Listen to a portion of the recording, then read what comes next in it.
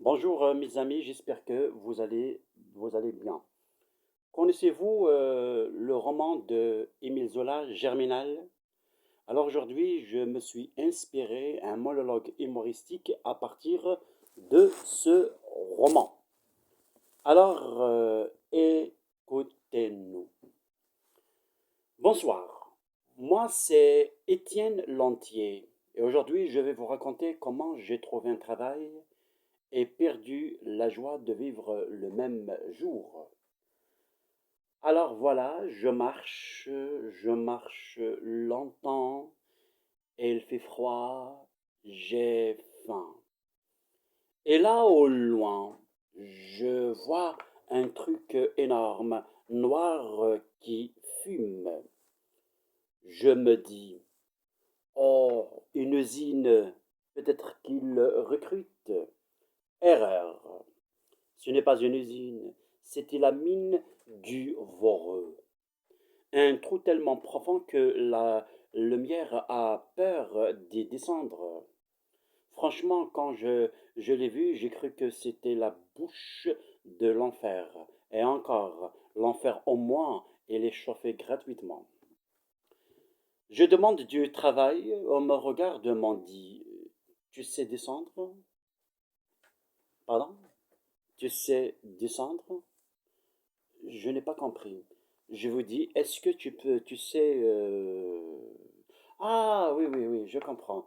Je croyais qu'on parlait moralement. Non, on parlait de descendre sous terre, là où il fait noir, il fait chaud, tu respires du charbon et tu ne sais pas si tu vas remonter vivant. Mais bon, quand t'as faim, t'es courageux. On m'en va chez les Maheu, une famille adorable. Ils sont tellement pauvres que même la misère leur demande de l'argent. Chez eux, les enfants travaillent, hein. Les adultes sont fatigués et le dîner, c'est une surprise. Parfois, il y en a, souvent, non. La petite Catherine, elle travaille à la mine. Oui, oui, une enfant. Chez nous, les enfants vont à l'école. Et ici, ils vendent du charbon. À 2 ans, elle a déjà un CV plus lent que le mien. Mais c'est pas normal, ça. Moi, je regarde tout ça et je me dis, calme-toi, Étienne, c'est ton premier jour, ne critique pas trop. Mais au fond de moi, ça commence à bouillir parce que les patrons, eux, ils mangent bien, mais aussi très très bien. Pendant que nous, on mange du pain quand il y en a. Et là, je comprends un truc important. Ici, le charbon est noir, mais l'injustice, elle est encore plus noire. Alors je travaille, je transpire, je tousse, je souffre, mais dans ma tête, une idée commence à germer. Une petite idée, une idée dangereuse, une idée du genre, si un jour on disait non, mais ça, c'est pour la suite. Et voilà. Alors bienvenue dans le métro sans sortie. Oui, après mon premier jour, je me suis dit, Étienne, sois fort, demain ça ira mieux. Spoiler à l'air, ce n'est jamais allé mieux. Le lendemain, on descend la mine, mais attention, pas comme des gens normaux, hein. Non, nous, on descend comme des pommes de terre dans un sac. Il fait noir, il fait chaud, tu respires un air qui a déjà servi à des personnes avant toi. Même l'oxygène est fatigué ici. Et le bruit, les machines crient, les wagonnets grincent, les hommes tous, on dirait un orchestre, mais dirigé par la mort.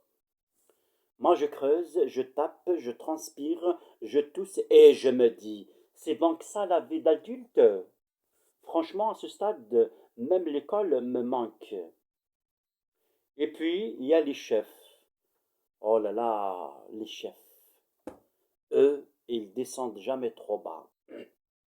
Ils regardent, ils crient, il chronomètre. Plus vite, plus profond, moins de pauses. Il parle comme s'il commande des frites, sauf que nous, on n'est pas des frites. On est juste des gens fatigués.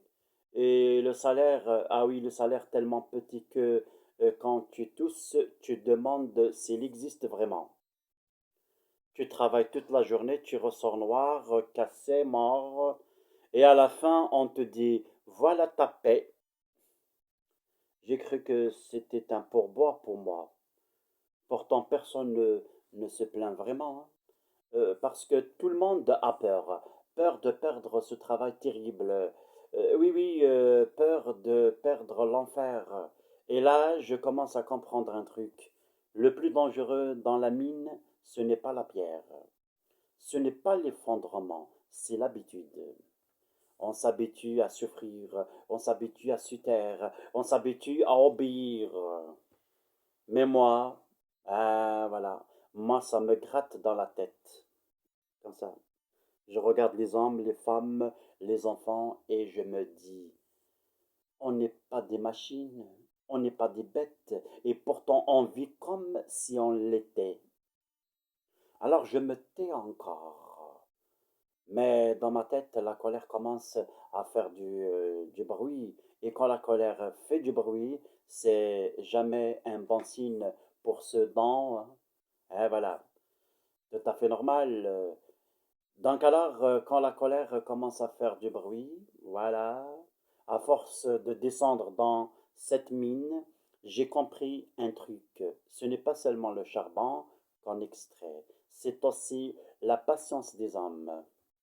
Eh ben oui, la mienne, elle commençait sérieusement à être épuisée. Tous les jours, c'était pareil. On se lève fatigué, on travaille fatigué, on rentre fatigué, on dort fatigué, et le lendemain, encore fatigué. À ce stade-là, même comment dirais-je, le sommeil est en grève. Et puis, il y a les discussions, les discussions, les discussions.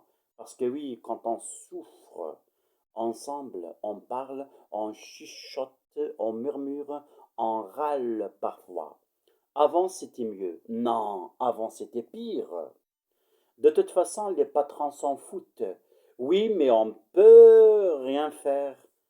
Ah, cette phrase, on ne peut rien faire.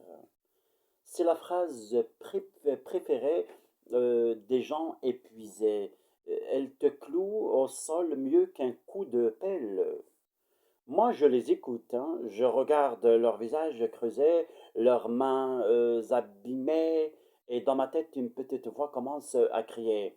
Mais si on peut faire quelque chose, mais bon, faut pas crier trop fort non plus.